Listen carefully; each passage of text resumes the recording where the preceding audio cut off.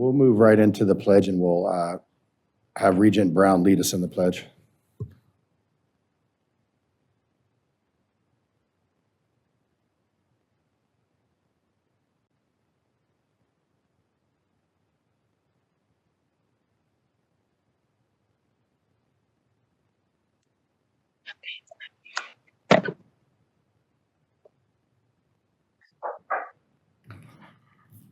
Okay, we'll move right into public comment. For those who'd like to call in and offer public comment, please dial 669-444-9171 and enter meeting ID 928-4944-5069 and passcode 555-555. Is there any public comment at GBC? There is none at this time. Thank you. Is there any public comment at the system office in Reno? There's none in Reno. Thank you. Is there public comment here in Las Vegas? No? Okay. Is SCS, is there any public comment on the phone? Okay, then we'll move right along to agenda item number 2, approval of the minutes from the May 21st meeting. Is there a motion to approve? Motion to approve. Is there a second? Second. Thank you. So we have a motion to approve the minutes by Heather Brown and a second by Lois Tarkanian. All those in favor, please signify by saying aye or yes.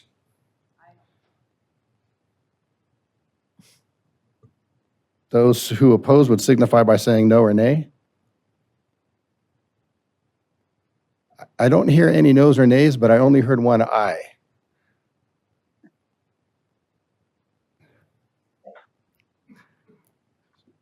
So I'll ask just one more time so we can have it for the record. And I know sometimes the technology doesn't help us when we're doing some of this, but we have a motion to approve the minutes. And those who are on the committee, if you could signify the approval by saying aye or yes, that way we have it for the record. Aye.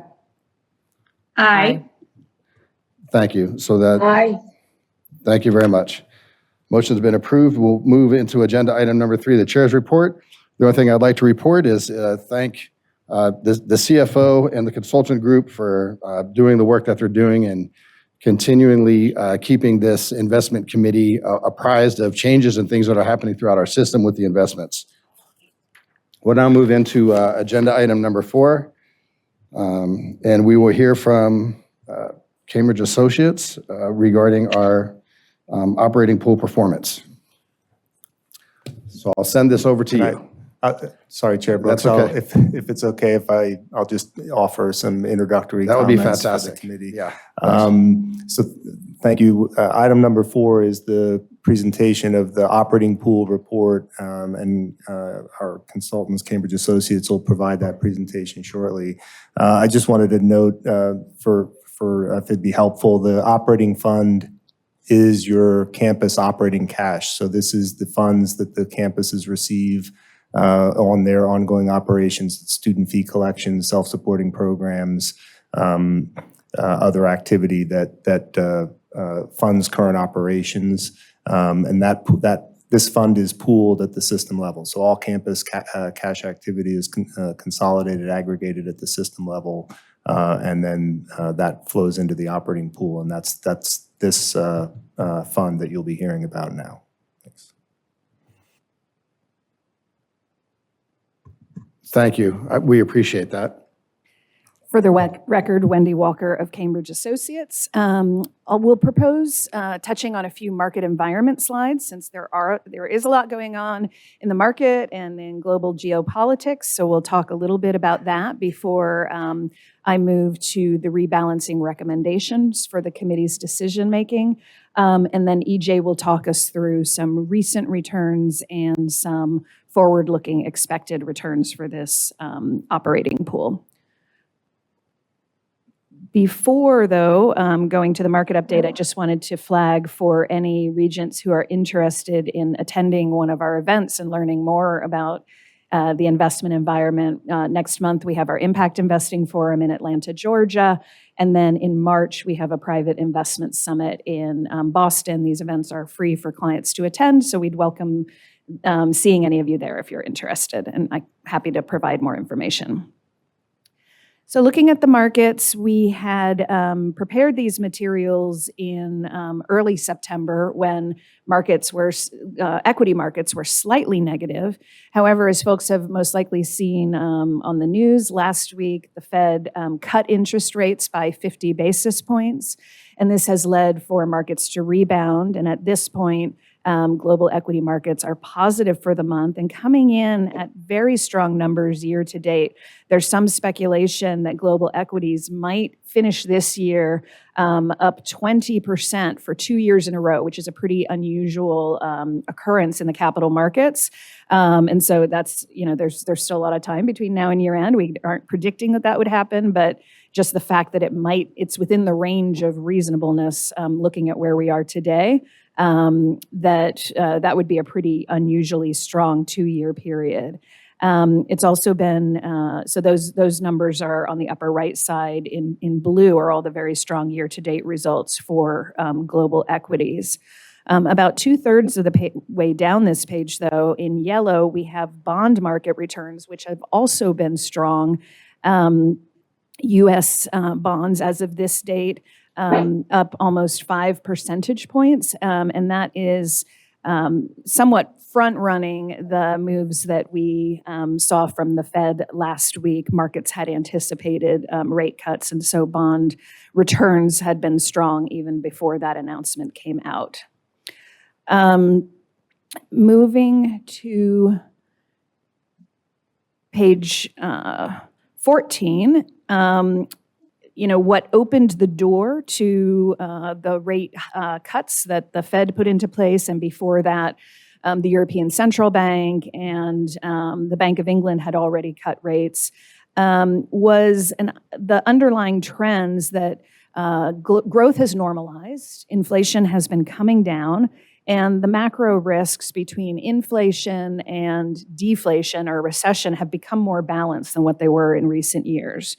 So if we look at the left side of, the right side, left side of this page, the primary concern at the start of this year had been inflation, which here is measured by the Consumer Price Index. Since the beginning of the year, though, we've seen inflation come down quite significantly.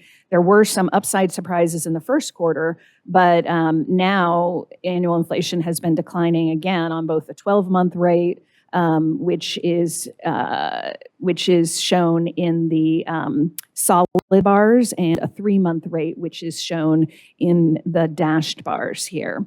And then the 3-month annualized rate at 2%, is now at 2% for the G7 group of countries and below 2% for the US. So again, really significant decline from peaking over 9% not that long ago.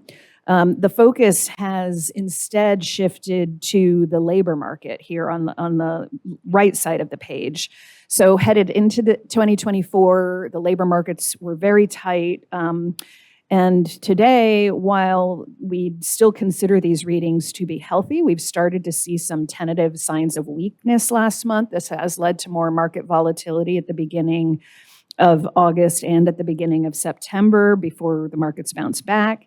Payroll reports have shown a slight uptick in the unemployment rate, and more importantly, some job numbers that were released earlier this year have been revised downward. Larger than typical downward revisions. That said, the average rate of job growth over those previous 3 months, even after those downward revisions, was still 170,000 jobs added per month, which in the grand scheme of things, looking historically, this is consistent with a healthy labor market, but the trend is what markets and the Fed are watching carefully and seeing that it is cooling, and that is really what opened the door for the rate cuts. So moving here to page 15, I'll touch briefly on the impact of these rate cuts. These materials were sent out before the Fed cut back 50 basis points, but on the left side of the page, The U.S. Market expectations for rate cuts are shown in the green bars on the far left of the page. And at the end of 2023, markets were expecting close to 1.5% of rate cuts in calendar year 2024. As of the end of March, though inflation seemed to be increasing again, there was a little bit of a head fake there with inflation. The expectations were more modest, but now, most recently at the end of August, markets are pricing in a full 2 percentage points of rate cuts over the next year. And what's interesting is that a lot of that had already been priced in, as I mentioned earlier, before the Fed cut rates last week. 10-year Treasury yields had already declined 0.5%, so 50 basis points before the Fed took that action last year. So the markets, as usual, are moving ahead of the actual policy announcements. And now, speaking about policy, we do get a lot of questions from clients, good questions, about election implications for portfolios. Our primary advice is to be prepared for market volatility, but we find that it's typically not profitable to try to reposition portfolios in anticipation of one election outcome or another.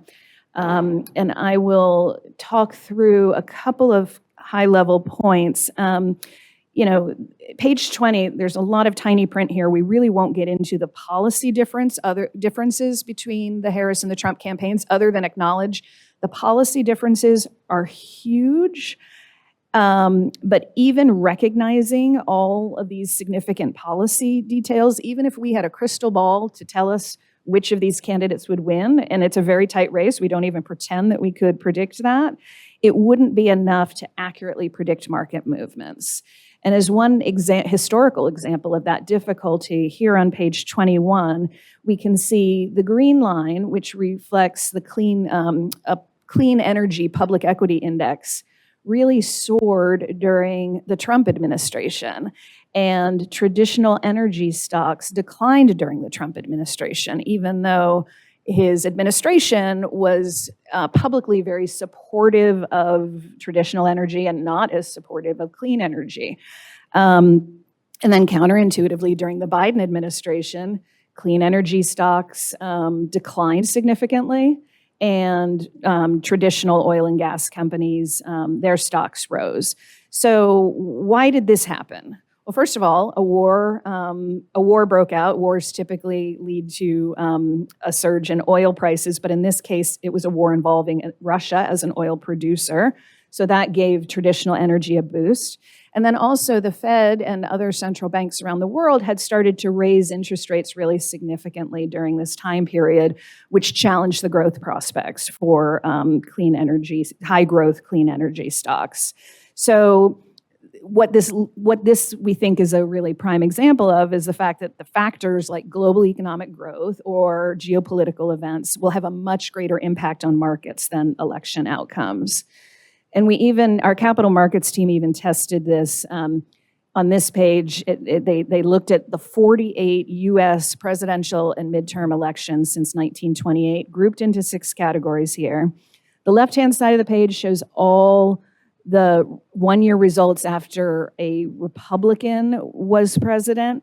The right side is all of the subsequent one-year results after a Democrat was president, and then different permutations of whether Congress was in the same party as the president or opposite party.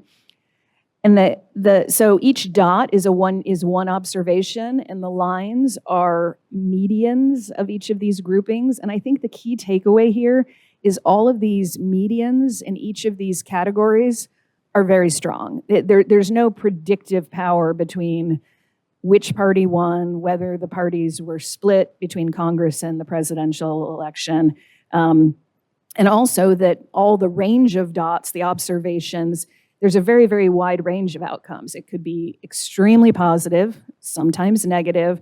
In other words, these are the other factors that we can't predict, even if we knew the election outcomes, that lead us to our conviction that it's not profitable to make portfolio changes thinking that we know the election outcomes. So with that, I will turn to our rebalancing recommendations, which might seem a little bit boring, because what we're doing here is we are going to rebalance toward policy targets and not take any tactical positions in advance of this election. And I'd point out first that in part, and this builds on what CFO Vitan commented on earlier, this portfolio in the intermediate term pool and the short term pool maintains very, very significant liquidity for the system's operating needs. This is what we think is most important in advance of the election to tolerate market volatility. There's no expectations, though, of needing to draw money from the long-term pool over the next few months. And therefore, we are recommending to the investment committee to rebalance within the long-term pool towards policy targets. And these recommendations would include an $8 million trim from U.S. equities, harvesting some of the recent very, very strong outperformance, adding a bit to international equities in the Vanguard Developed Markets Index.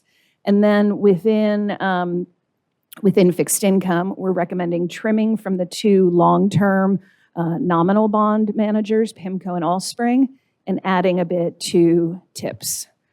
So I will pause there and see if there are any questions about these rebalancing recommendations. And they're also summarized in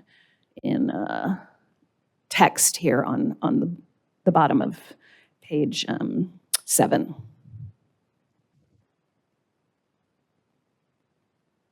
Do any members of the committee have questions? No? Do any board members have questions?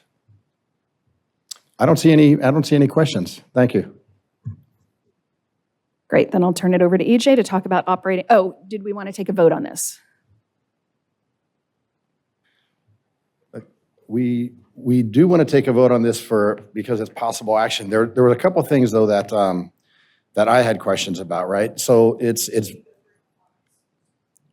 probably just so that we complete the entire agenda, and then we'll go back to it. Thank you. Great. So EJ Ogbeche, for the record, Cambridge Associates. I will speak to page 25 in item 4. Really just touching on performance again for the operating pool. What we observe here, these are preliminary data as of 6/30 or the end of the fiscal year 2024. And you'll see towards the right or middle right of the page, the fiscal year to date to June. So that's fiscal year 24 performance at 10.9%, better than the 10.8% of the benchmark. That's certainly positive for this period and very strong absolute returns for the fiscal year, really driven by the strong performance across U.S. equities. Global equities ex-U.S. also performed very strongly during this period, contributing to this, the strong absolute return. But when we think about performance, we're constantly thinking over the long term, and so we like that longer term performance is in line, and annualized performance since inception is better than the benchmark here by about 60 basis points over each annualized year since inception. And so I'll pause there if there are any questions on performance before I move to page 27. Great. Page 27 in item 4. Again, this is just looking at the risk and return. I'm supposed to be doing this. I see. Page 27 that I will pull up here in a second is looking at the risk and return for the operating pool. When we look at these long-term characteristics, interesting to observe, the current allocation as of 6/30. The estimated return or the compound return for that pool is at 4.1%. But when we look at the asset allocation of the 10-year average, that's where we get that 3.8% of expected long-term returns. And I'll talk more about that 3.8% in a second on the next page, but wanted to just show, again, where the portfolio sits today versus the long-term 10-year average asset allocation, and really the effort to get better than the 2.75 distribution rate. Page 28, this is really bringing into context that 3.8% compound return or expected compound return for the 10-year average asset allocation. What's important to understand is, while we do expect 3.8% over the long term, the road or the path to get there is not a straight line. And so in the near-term years, we would expect much more volatility, thinking in any given year, you could have a year like 2022 where there's really dramatic underperformance or a strong sell-off in the market. You can have lots of volatility. And so within any one year, you wouldn't expect to always hit 3.8%. But again, over the very long term, that is the median return that we would expect there. So just putting into context, in the first 3 years, the bar that you see on the far left-hand side, the shaded region, shows the median 50 percentile, or the 50 percentile is the likelihood of returns for that period between 0.9 and 6.8%. There's a 50% likelihood that you would have a return in that range.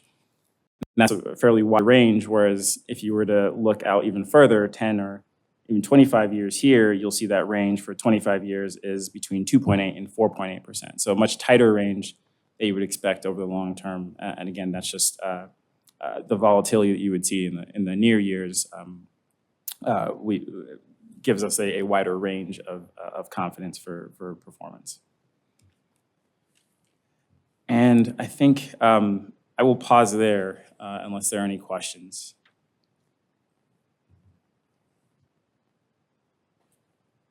Thank you. I don't think there's any questions right now. Thank you.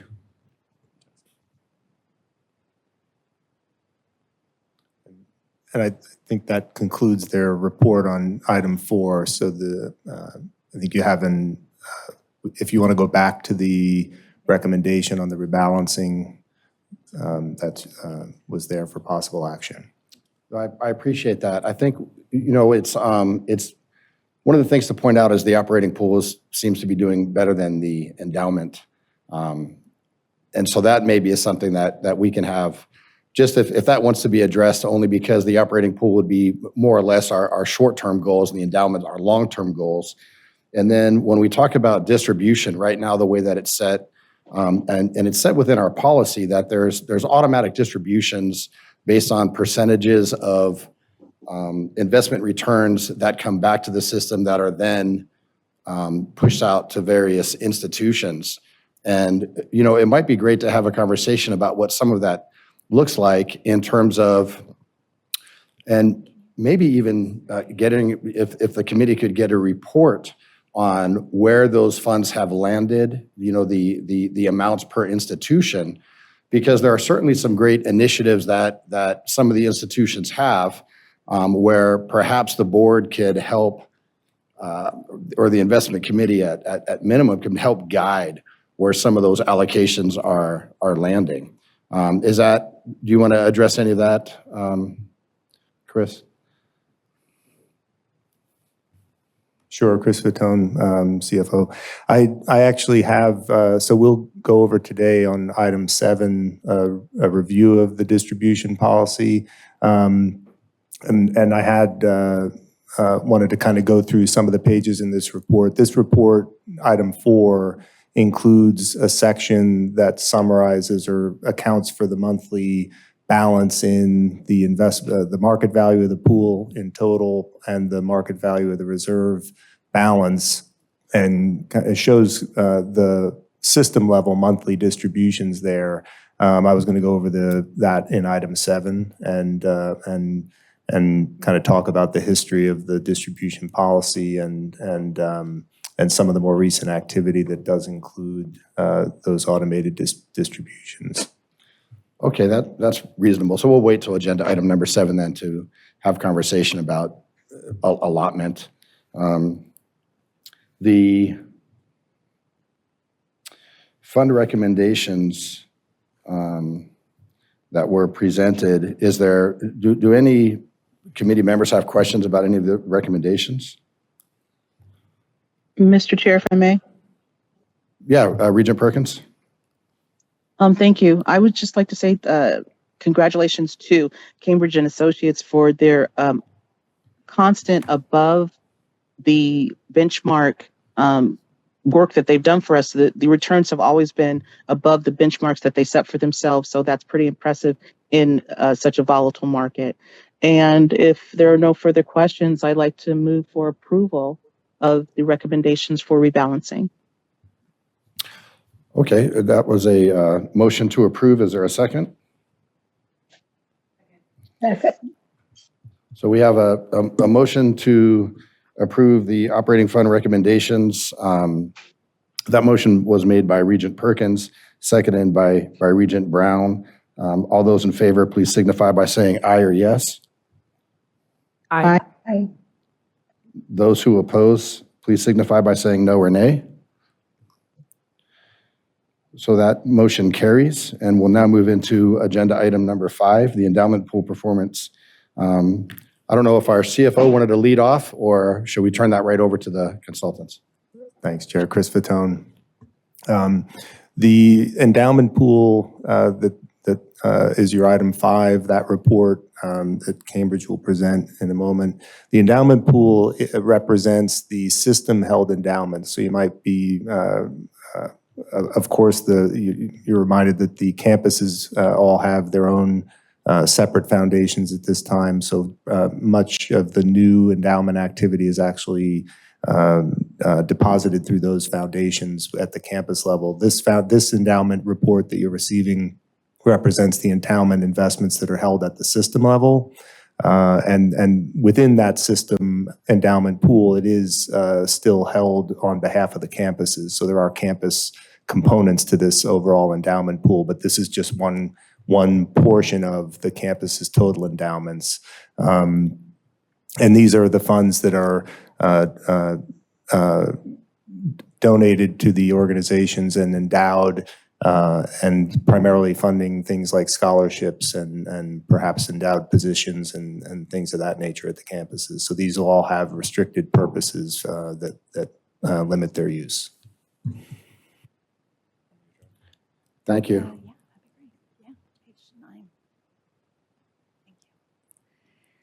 Great. For the record, Wendy Walker of Cambridge Associates, thank you so much.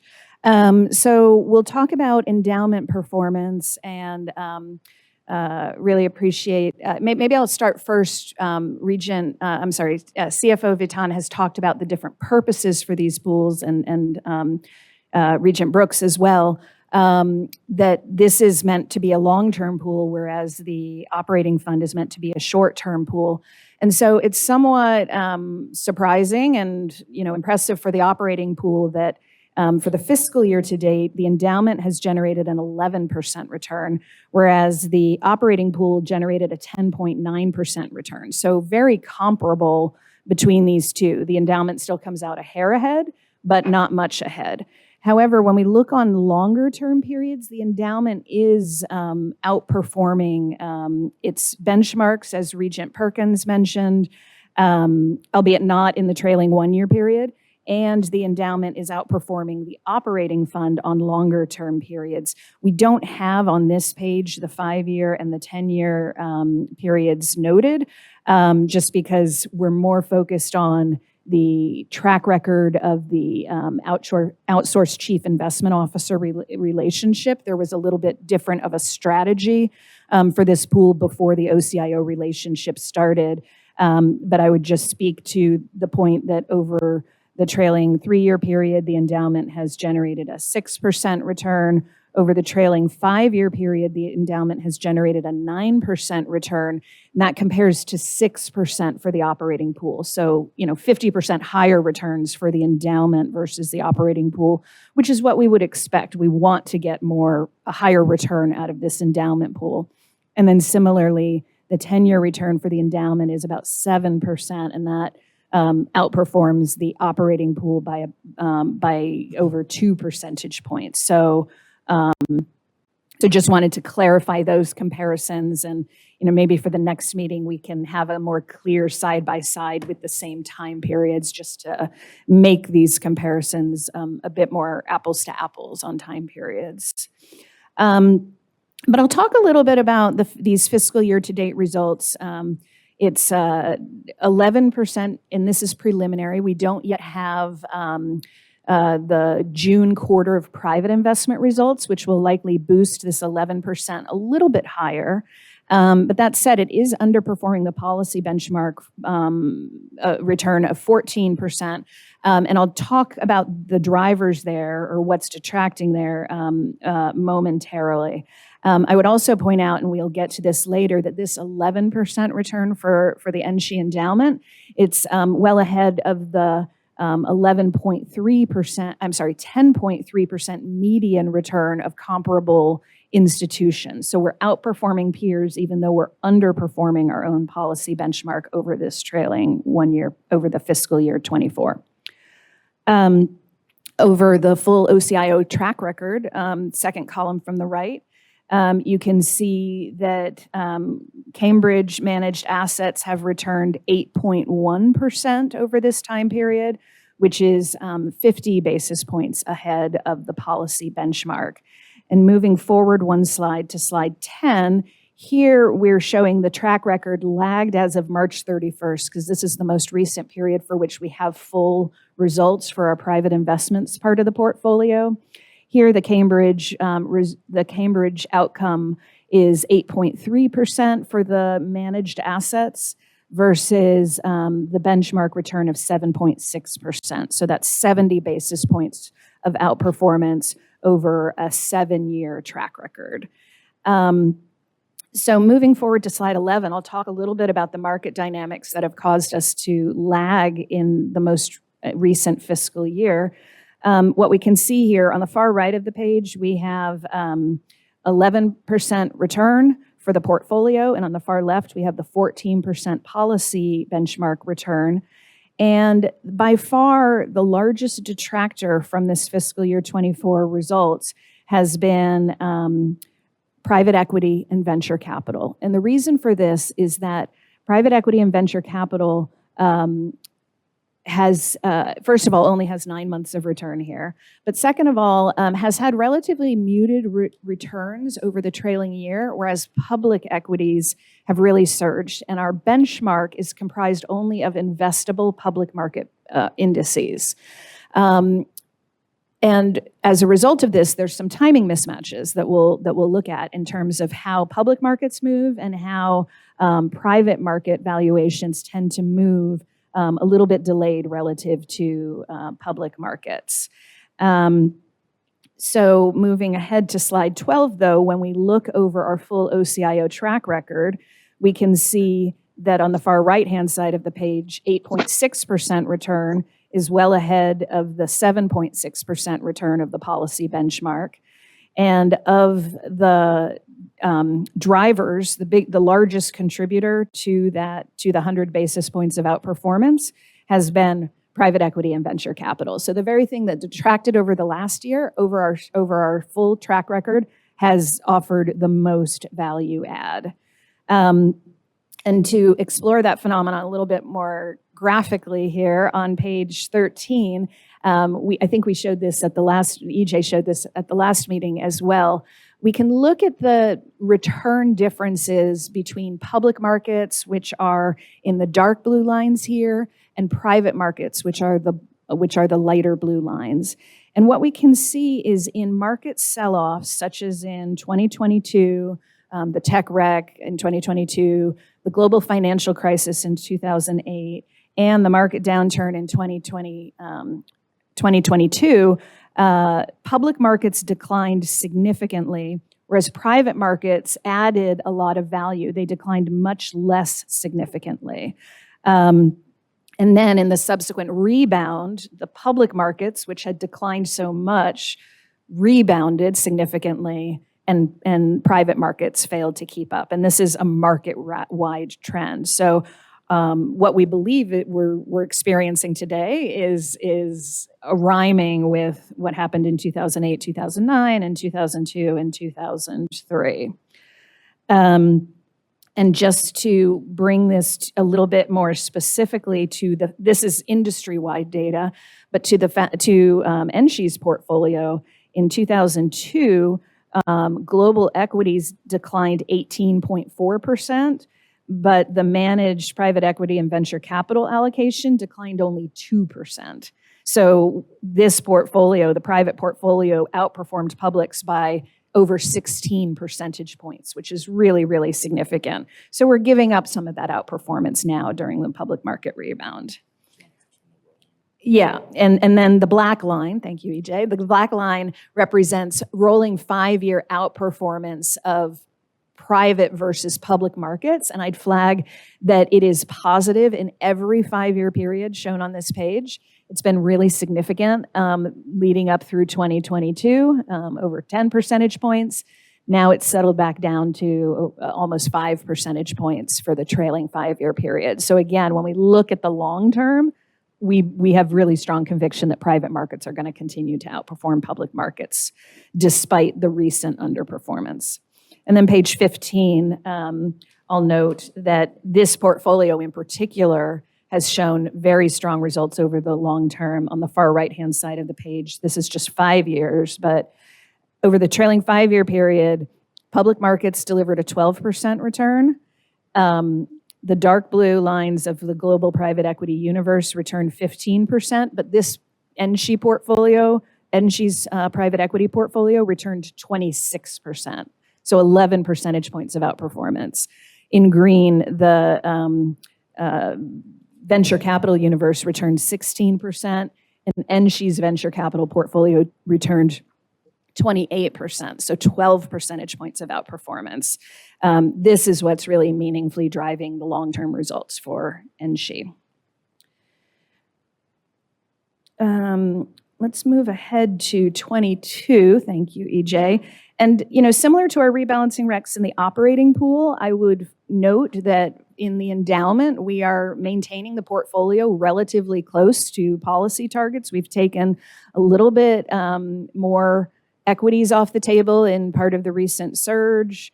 We're positioned slightly defensively, but again, we think that these are well within the policy ranges. And page 23 shows that while this portfolio has more illiquidity than the operating fund does, we keep a very close eye on portfolio liquidity to make sure that we are well positioned to fund the quarterly draw and pay out to the school, to the campuses and programs, and to rebalance in the event of market dislocations. And I'll touch very briefly in advance of our later we'll have the endowment spending policy discussion, but similar to what EJ talked us through on the long-term risk return expectations, he talked us through those expectations for the operating fund. And here for the endowment, we'll flag that we expect the policy portfolio here to generate a 5.9% real return. That's net of inflation over the very long term. So that's a few percentage points higher than or 2.5 percentage points higher than what we would expect from the operating fund. And that's because of their different purposes for the institutions. And then let's move ahead to 27. And we can see that similarly to the operating fund, while the median return expectation is 5.9 percentage points real. So again, add something like 2 to 3 percentage points for the nominal return, depending on your inflation expectations. The range of returns, especially in shorter term periods, can be quite wide. Over a 3-year period, you have a 25% chance of coming in negative to barely positive. So we want to continue to maintain a focus on long-term results. This is intended to be a perpetual pool, and that's why the IPS really focuses on performance. We monitor performance over the short term but we evaluate performance over the longer term. So I will pause there to see if any questions. Regent Brown? Thank you, Regent Brown, for the record.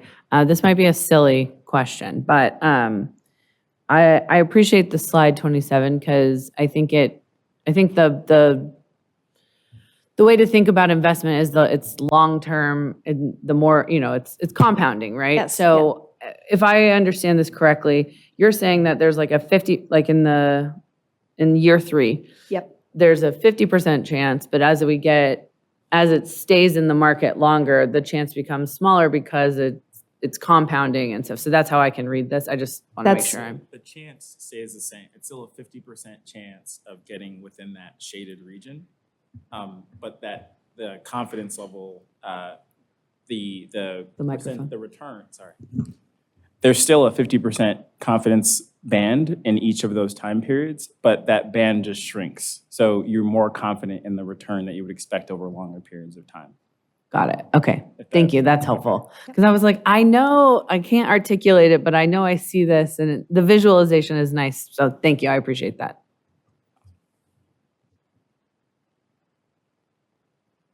I'll just turn it over.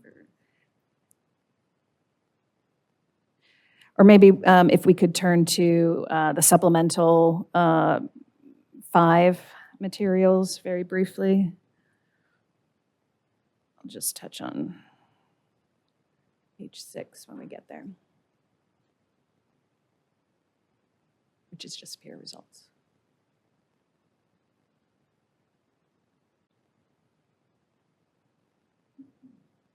Next page, next page.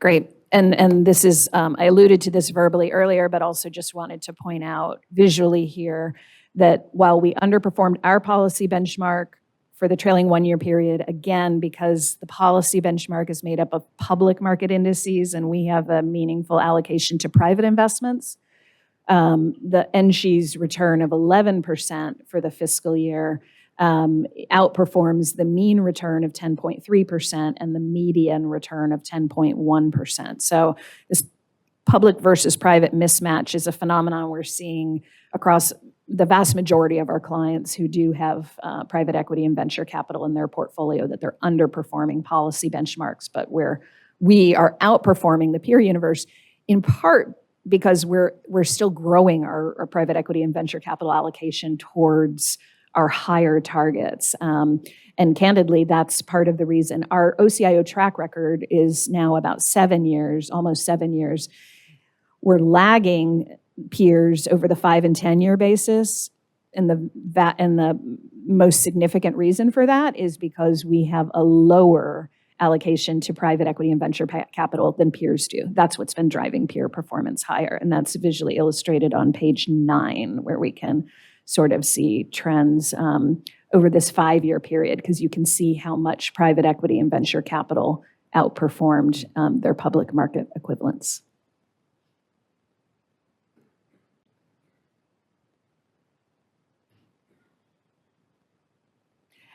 And that will conclude our prepared remarks for item 5, and welcome any questions. Are there any members of the committee that have questions? Are there any members of the board that have questions? Great. I just have one. On the index, it's a 70-30 allotment, essentially, and it seems pretty conservative for the endowments. And I was wondering if you would have any recommendations in terms of moving those percentage numbers around. It's a good question. We think about that as sort of a volatility equivalent index, and I think 70-30 is in fact probably what most peers show for their simple portfolio equivalent. We have a handful of clients that might be closer to a 75-25 or an 80-20, but really when there's an ongoing need for drawing cash each year, that 70-30 profile tends to be where most institutions end up, just so that there's a stability of return to insulate that annual payout.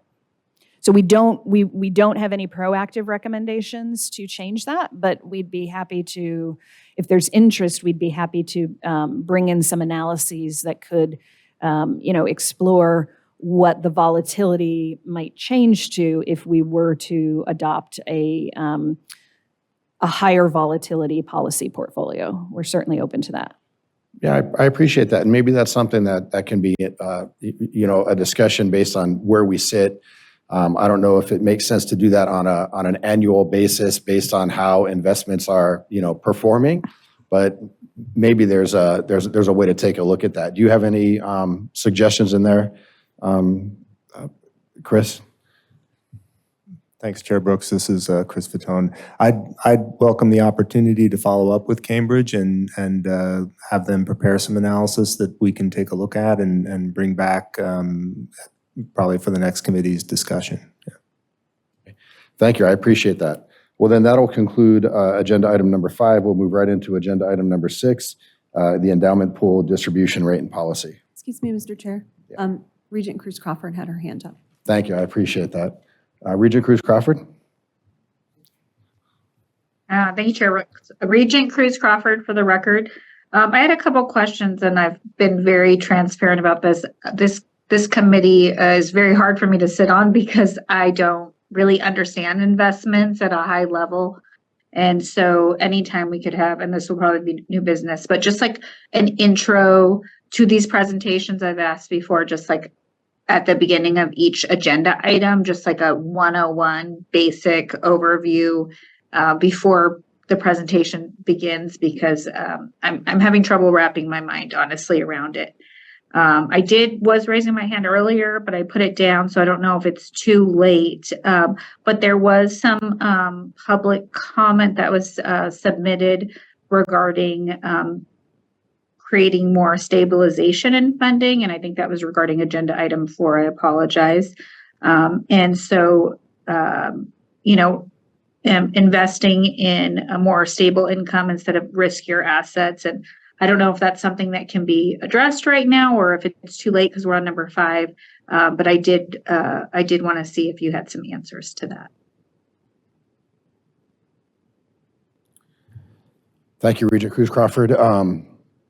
I'll go to our system counsel just for a moment. Cruz Crawford raised a question about an agenda item that's been closed out. I think it would be okay if I opened up agenda item number 4 just so that we can have discussion about the answer that the consultants might give, but I want to double check with you before I go back and do that. Yeah, I believe you can touch on that. If you want to solicit to get more information, I think that's perfectly acceptable. I think as far as any action you've taken, I think that agenda is closed as far as action would go. Yeah. But I think you can essentially reopen it up to get additional information. Thank you. So I appreciate that. So we'll reopen up agenda item number 4 for information only. And that way we can hopefully give Regent Cruz Crawford some information. Absolutely. And I might be very brief here because I think the intention of agenda item 7 is to more directly address that public comment from the last meeting. So there are some analyses that CFO Viton, I think, will be speaking through that leverage some of the slides that we spoke to in item 4, but I think the real substantive discussion will be in item 7. Thank you. I appreciate that. Regent Cruz Crawford, does that sound pretty reasonable that we would revisit some of this in agenda item number 7? Yeah, and thank you, Chair Brooks, for allowing this discussion. Thank you. Sure, no problem. So we'll close out agenda item number 4, and we'll move right into agenda item number 6, which is the endowment pool distribution rate and policy.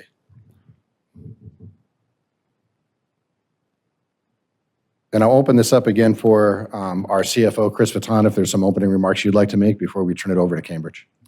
Thanks, Chair Brooks. Chris Fatone. Item 6 is an annual item brought to the committee to review the endowment spending distribution rate. So the endowment spending distribution rate is the percentage of the market value that is used to determine the distributions from the endowment, and that rate is essentially set with the intention of providing some stable planning for the institutions that rely on those endowment distributions to fund scholarships and other restricted uses, but also to ensure the preservation of the principle of the investments and allow for inflation, since those endowments are generally contributed at a point in time. You want to maintain Coverage, the get it. spending power of those distributions, the purchasing power of those distributions. So that's the kind of purpose behind the spending distribution rate. The item for you today is an annual item to revisit that rate to discuss any interest in reviewing or revising the distribution spending rate. And Thank you. We appreciate that, and I'll turn this over to Cambridge. Thank you. E.J. Ogbeche, Cambridge Associates, for the record.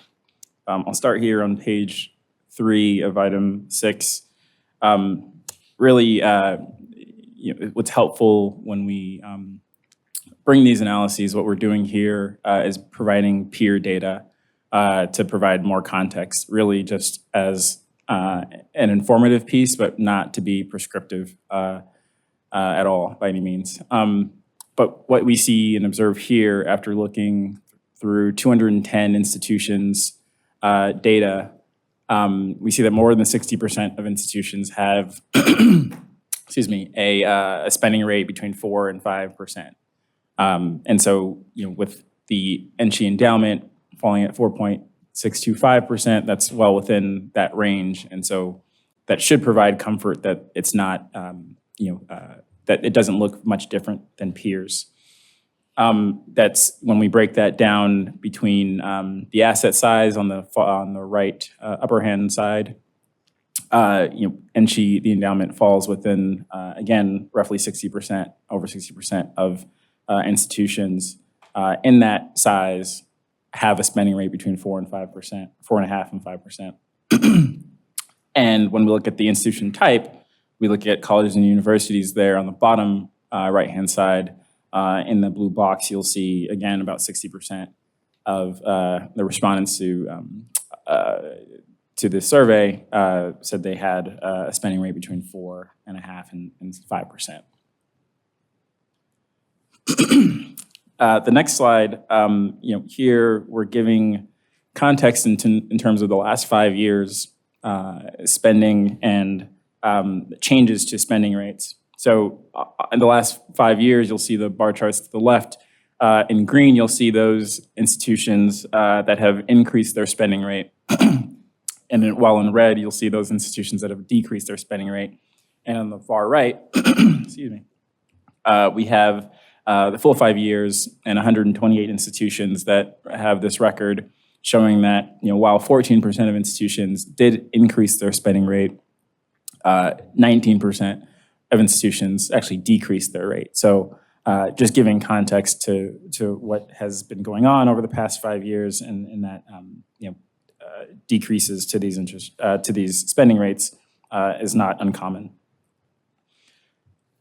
Finally, looking at page 5 here, just very simply, I think when we look at spending, the very, I guess, counterintuitively, the lower the spending rate, the higher the expected amount of dollars to spend. So, on the top left-hand side, you'll see in green the 4.625% for the ending market value, ending at 500 million for that period. This is showing that essentially if you had a higher spending rate at 4.75, you would have a lower market value for the endowment at 438 million. So again, a higher spending rate would amount to a lower amount, lower market value for the endowment over the long term. Similarly, when we look at the real spending, if you were again to have a higher higher distribution rate, excuse me, you would see a lower amount of spending in the out years. And so, I'll pause there to see if there are any questions, but happy to take any questions. Do members of the committee have any questions? Do members of the board have any questions? EJ, I don't see any questions for you at this time. That concludes your presentation for that agenda item. Thank you. Yes. You know thank what? I just have I do have a question for you because it's because as this is coming to us for possible action regarding the distribution. The 4.625 is a very specific number, right? And I'm assuming that it's just because it lands somewhere in between, you know, the appropriate best practice numbers that we have. I think though, in having conversation with our CFO, because endowment funds are used for scholarship funds. I'm interested in what your recommendations are, but I'm not so sure that it would make sense for the system to make adjustments to that at this time, and perhaps it would make sense to have a conversation at another time to not play with some of the numbers that are already being allocated for various funding through the institutions. But you know, perhaps that's something to have a conversation about. Sure, I'm happy to jump in here. I would emphasize that Cambridge very much does not have a recommendation here. This was, you know, a carefully, I think for years has been a carefully thought out number. The 4.5% is distributed to the campuses, and then the 0.125 is a system administration fee. That's why it's, you know, out to 3 decimal points and seems a little bit precise. But that 4.5% or the 4.625% all in, we view as very sustainable in light of our long-term target of 5. We saw that the expected return over the long term is 5.9% real. So that would maintain the purchasing power. So we have a margin of safety there of our expected return being more than the distribution rate, and also builds in a margin of safety for the concept that based on valuations today, near-term results might look challenged. So there's cushion in case near-term results look weaker than historical results. So we don't have a proactive recommendation, and I know the last time a change in the rate was considered, I know there was a lot of input from the campuses. That was a number of years ago. Thanks, Chris Vitone, for the record also. I would just echo, I do think that based on the data that Cambridge has provided, that it certainly supports maintaining the current spending distribution. And I would anticipate that if we were having discussions about reconsidering that rate, or if there was a recommendation to consider making an adjustment, that certainly, probably more importantly, with a reduction than an increase, but perhaps either way, you'd probably be talking about it with respect to an implementation timeframe, so that you would give the campuses an opportunity to plan those into their awards and their disbursements. But because the number, it's a percentage of a rolling 20-quarter average of the market value. So even though the rate's not changing, their spending distributions are changing each cycle anyway, because the market value changes also. So we could model all of that if we were looking at a change. But again, based on the projected expected returns and with inflation factored in there, it certainly supports their non-recommendation on the rate at this time.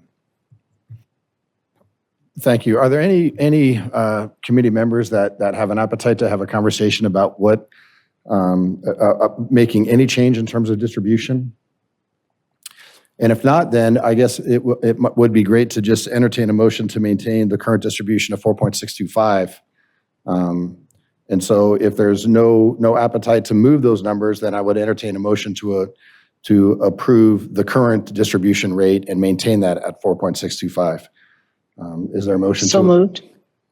So we have a motion from Laura Perkins to maintain the 4.625 distribution rate. Is there a second to that motion? A second to that motion by Heather Brown. And so all those in favor of maintaining the current distribution of 4.625, please signify by saying aye or yes. Aye. Aye. Aye. Those who oppose, please signify by saying no or nay. So that motion will carry. And now we'll move into agenda item number 7, the operating pool distribution policy. And I will turn this over to our CFO, Chris Fatton, to lead us off. Again, thank you, Chair Brooks. Chris Fatton, your Chief Financial Officer. Item number 7, I prepared as a summary for the committee to review the operating pool distribution policy, not in small part based on the interest in the public comment you received at your last meeting, and I think we received again today the similar comments.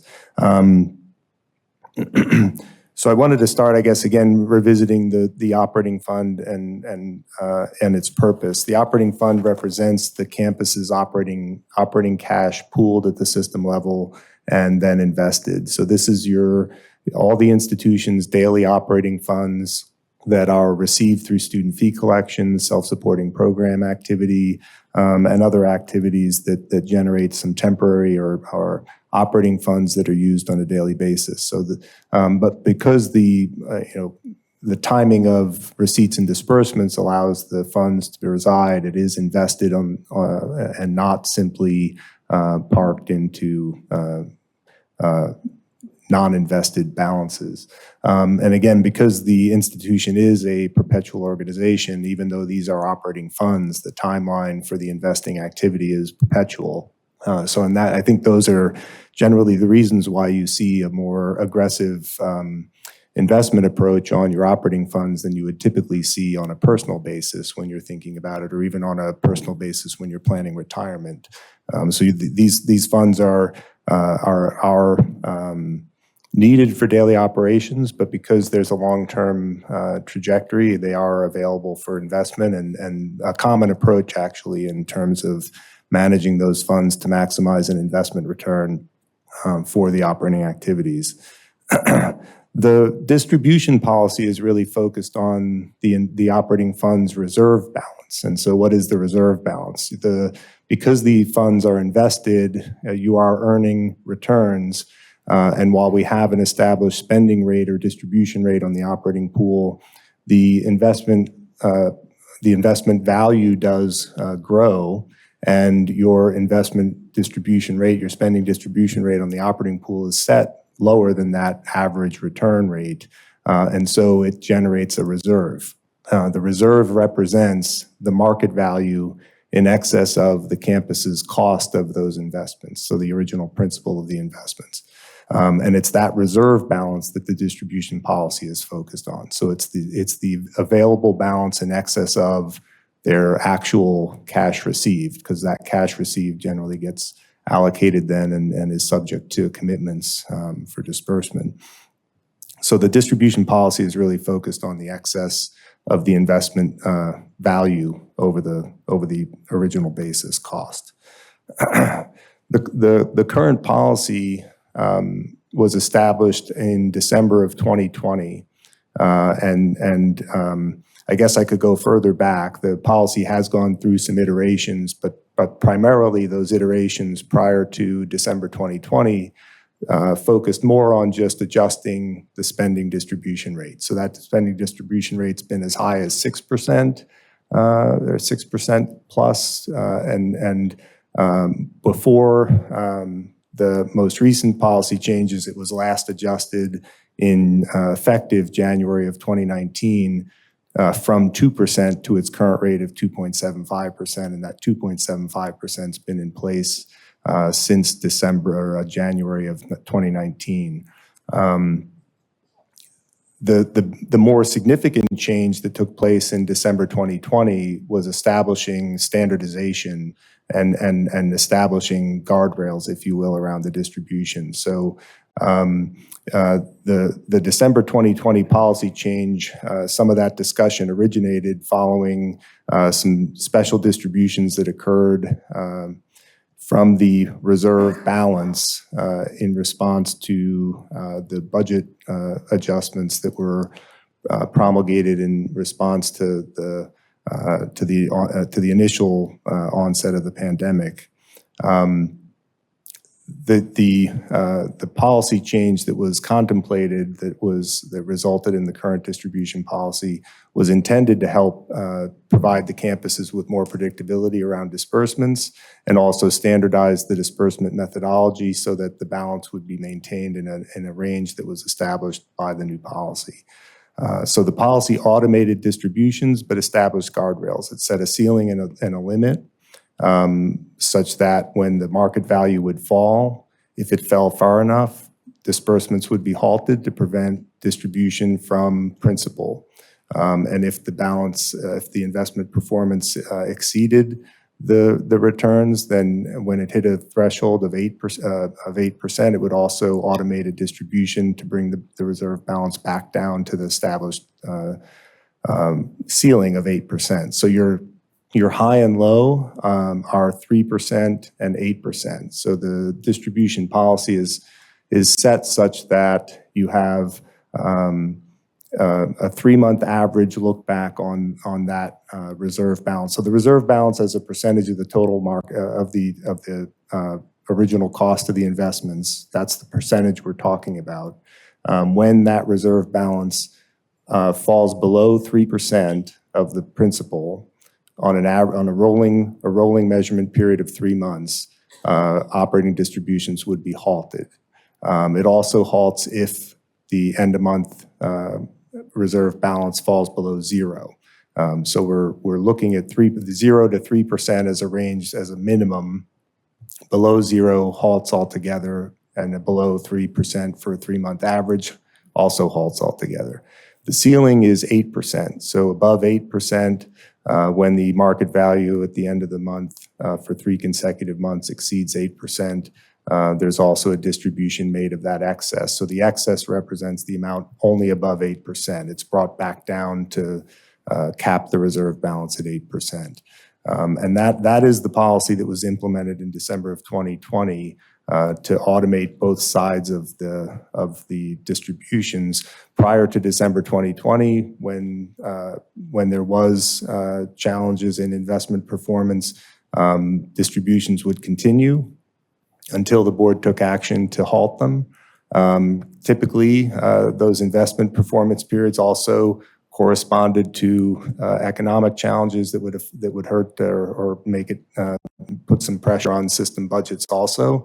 So you can imagine that the timing of having to make decisions on halting would be poorly timed. And so part of the intention with the adjustment to the policy was to help automate and smooth out and allow the campuses more predictability.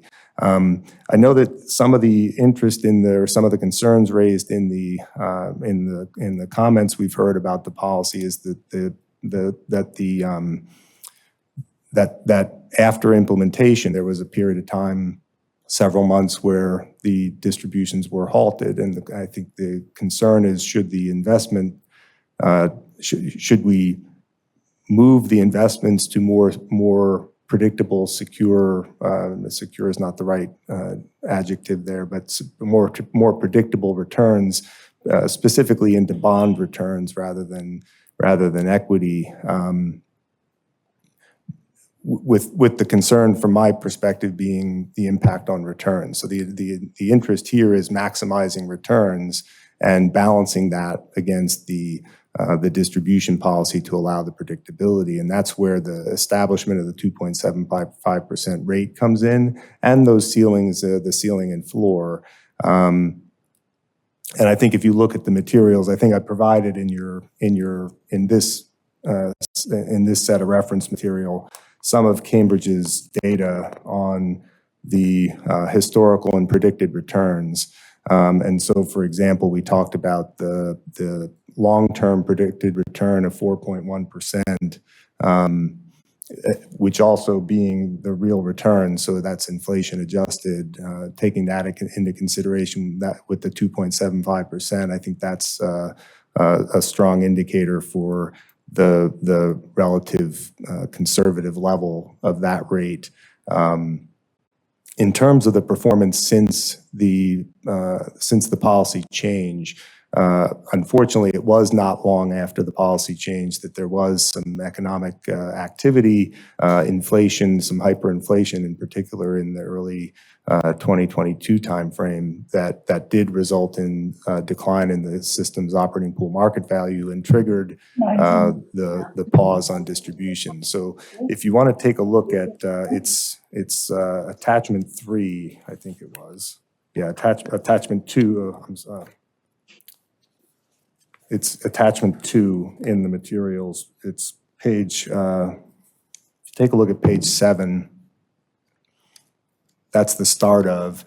This is an excerpt from Cambridge's report on the operating pool. And this schedule is actually the accounting or month-end reporting on the operating pool market value and the reserve balance and the monthly investment income distribution. And so these are system-wide numbers. This is the overall operating pool market value is the first column. That month's investment return is the second column. And then the regular monthly investment distribution is that middle column, and then the ending reserve balance. This is in your operating fund report each cycle that it's reported. If you turn to page 12 of that material, that's where you'll see the investment distributions paused when the market value declined in early 2022. And you'll see on the far right column, you can actually see where the pause happened because the rate fell to below 0. It was on track to hit probably a third month of below 3%, so it likely would have paused then regardless. But once that paused, that set a new target where the investment reserve balance had to exceed 3% for 3 consecutive months before we would start distributions again. And that happened about mid-2023. So there's a period of time there where it was just about 12 months that investment distributions were paused and then restored. And then they have not had to pause since. The other element of the policy, though, also has that ceiling where above 8% excess distributions are automatically triggered as well. That happened more recently, but it also happened before the pause. So in terms of the stability for the campuses have the distributions that are automated when it's above 8%, and then they also are prepared for the pause when it's below. Part of the expectation with the distributions that occur above 8% is that they incorporate that into planning so that if so the intention is that the campuses have the ability to monitor the overall activity on the reserve. They're aware of the monthly balances and the percentages so that they have some opportunity to predict whether or not they're going to be looking at pauses. And so when part of the need for the campuses is to evaluate the overall position and to plan accordingly. In the period of time since the distribution policy was changed, there were excess distributions in early 2022 as a result of the balance that you'll see at the end of September and October of 21. And then more recently, the policy kicked in again when the reserve balance exceeded 8% for 3 consecutive months, ending in April. So we've had excess distributions that occurred in April, May, June, and July. In this report, we've included, at the time that I was putting this information together, the April and May distributions had been calculated and dispersed. And so I've included in here also for you as attachment number 3, the summary of the excess distribution, and the campuses have provided some information for their proportional distributions in terms of how they've allocated those distributions or to both some existing needs and some planned needs. I think if you take a look at those, the campus summaries, you'll generally see things that would be familiar. So we've had FY24 and FY25 shortfalls in COLA funding. So you see some uses that align with the COLA budget challenges and also with campus priorities that you've also heard about generally. So I don't think you see surprises in terms of the campus proposals or their uses of those allocations. You know, when the policy was changed in December of 2020, the prior policy was such that it took a board action for distribution of any reserve balance other than the ordinary ongoing monthly distribution.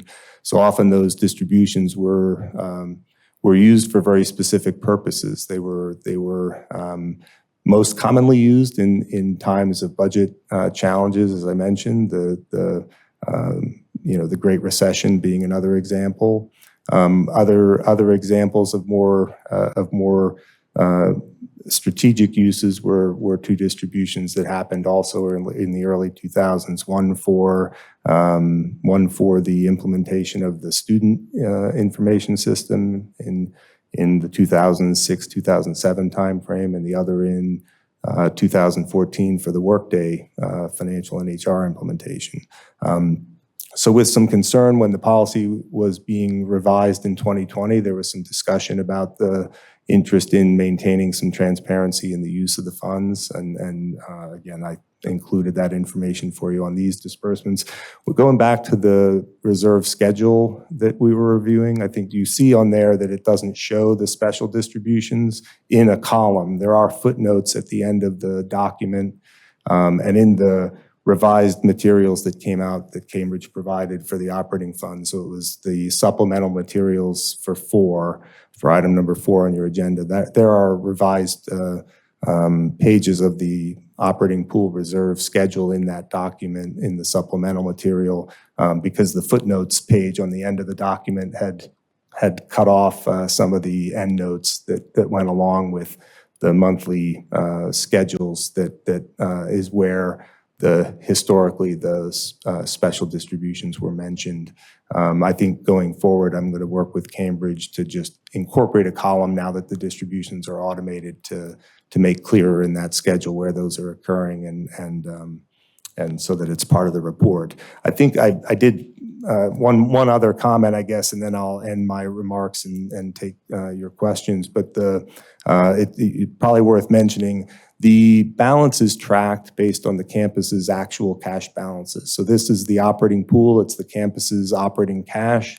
At the system office, I want to thank Brenda Ford, who keeps track of all this data and keeps track of it with regard to the system allocations or the campus allocations. The operating pool is tracked at a campus level. So we have while you're looking at system totals in the operating fund report, it is tracked at an institution level. And when we talk about investment earnings and investment distributions, that is all allocated to them proportionally based on their average daily balance within the operating pool. So where you're looking at the distributions that are allocated to the campuses in terms of how is that allocation determined, it's determined based on the campus's actual participation, their actual share of the operating fund. And I'll pause there. I know I went through a lot of information, probably too quickly, but happy to take any questions. No, it's great. Thank you very much. Are there any questions from committee members? Regent Brown? Thank you. Regent Brown for the record. So yes, that was a lot of information. However, what you just said is like the expectation for the share of the money that they put in. So when are the gains realized so they can start budgeting with that money? I would, so sorry, Chris Fatone. Thanks for the question. And I want to probably step back from whether the gains are realized or not. What we're determining on a monthly basis is the overall market value, which would include both realized returns and market value adjustments. So the distribution policy is based on the market value, not whether or not the gains are realized. When we do record a distribution to the campus, that is really just allocating the fund, and it's allocating a proportion of the investment return, but that doesn't trigger investment activity. So if the way our pooled accounts work, all of the campus account activity is aggregated at the system and then invested. And then so as we talked about in the operating fund presentation, the liquidity in the operating pool is what drives the daily actual cash disbursement activity. As new receipts come in, it's liquid. When we make disbursements, we're using that liquid balance. And the distribution or the allocation within the pool maintains the liquidity to make sure that we can cover payroll when it's due, and financial aid disbursements and the like. So the campuses aren't dependent on the returns being realized. The distributions are based on the market value return. And we're able to maintain that market value because we also have a liquid portion of the overall operating fund. Regent Brown for the record. So just for my situational awareness, the market value might fluctuate, which we've talked about. The gains are looking good year over year, but in the 10-year. But the actual distribution to the campuses, if we're just using easy numbers, right? We got 4 campuses, 25, they put in equal amounts of money, that the distribution would then just be I'm trying to think, how do I say this? Like, would the distribution be a set number that they could expect? And then if the market value exceeds, then that's just something that we can look to maybe the following annual budget. Is that? Chris Fatone, yes, I think you're thinking about it accurately there. The distribution rate is set. So the 2.75% gives them predictability. Their average daily cash balance will fluctuate, and it's that average balance that is then applied to the 2.75% rate. So that it's not necessarily the same amount month to month. It will vary as their cash balance varies. But the rate's predictable. They have historical trend and predictability around what their cash balance is, and it's their cash balance that drives their share of the distribution. So it really doesn't matter how interinstitutional proportion of the fund changes. They're being allocated the 2.75% spending based on their cash balance specifically. Even though we may look and do some math proportionally, their balance is what drives their distribution. And in terms of the outperformance, that's where the 8% threshold kicks in. So when we do go through periods of steady, if you think about the predicted long-term return, if you have several months consistently of returns that exceed the 2.75%, and you're already at the 8% ceiling of the reserve balance you're trying to maintain, then each month you achieve a return that exceeds that annualized, the annualized spending rate, you're going to go above the 8% again and have another excess distribution. So the campuses do have the ability to kind of monitor that and plan for it. They receive those excess distributions at the time, and so they're able to make plans based on those. So those aren't necessarily budgeted. I think the way to think about it is that the campuses are planning around the 2.75% rate and likely budgeting at least some portion of that. Whereas the excess distributions are less likely to be something that a campus would be budgeting into their plans, but certainly they're monitoring it, aware of it, and able to react to it as they turn into actuals. Yeah. Thank you, Regent Brown, for the record. That's super helpful, and I just want to reflect on what I think I just heard, which is based on our overall market value and our comfortability, being able to let the schools know that a 2.75 rate of return is what they should be planning and budgeting for. And then when they get to the 8%, then that becomes kind of like a bonus or, yeah. And so then they can do with it what they want. Is that?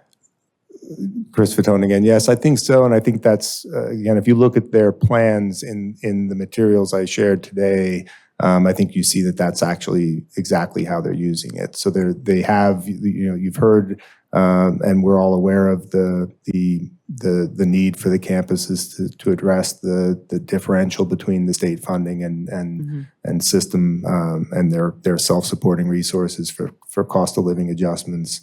And then just other priorities that tend to need additional funding sources. So you see how the campuses have received the funds and have made plans generally aligned in that way. Yeah. Are there any other questions from committee members or board members? I don't see any. I have one. Here's what I'm wondering, and maybe it's done on a quarterly basis. I'm trying to figure out a way to do this without making it a new business item or something that we have to move through a vote. It would be that the board, the entire board, is receiving at least the quarterlies on when there is any type of disbursement, and the institutions are then allocating funds, for projects or whatever it is that they want to be able to do, that the board at least be notified of that and can track what that looks like, because I think it helps when we have overall general conversations when institutions are coming before the board and requesting funds. At least we have, another way of looking at where spending exists within the institutions themselves. What do you think that could look like in terms of the board getting that type of reporting? Chris Fatone for the record. The information that you received today, if that's the type of information that would be of interest, I would anticipate that's something that could become a reporting request. The whether it's quarterly or semi-annually or annually might be another discussion to have. But I guess I'd welcome the opportunity to discuss that and have some discussion with the business officers as well, as since it would be the campuses having to prepare that information. Yeah, I would, Regent Brooks, for the record, I greatly appreciate that. And then we can make that just a reporting request.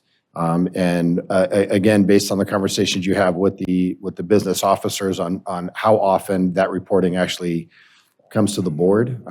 I just think the more that we can find out about spend, the better off we are as a board. So I appreciate that. Do any of the regents have questions to our CFO before we close out the agenda item? Okay, thank you. We appreciate your time on that one. So we'll move right into agenda number 8 for new business. Are there any suggested items of new business for consideration for future meetings? Seeing none, we'll move right into agenda item number 9, which is public comment. Is there any public comment at GBC? There is none at this time. Is there any public comment at the system office in Reno? There is none at this time. Thank you. Is there any public comment here in Las Vegas? I don't see any. SCS, is there any public comment on the phone lines? Thank you. I appreciate everyone being here today, and that'll conclude the meeting. We're adjourned.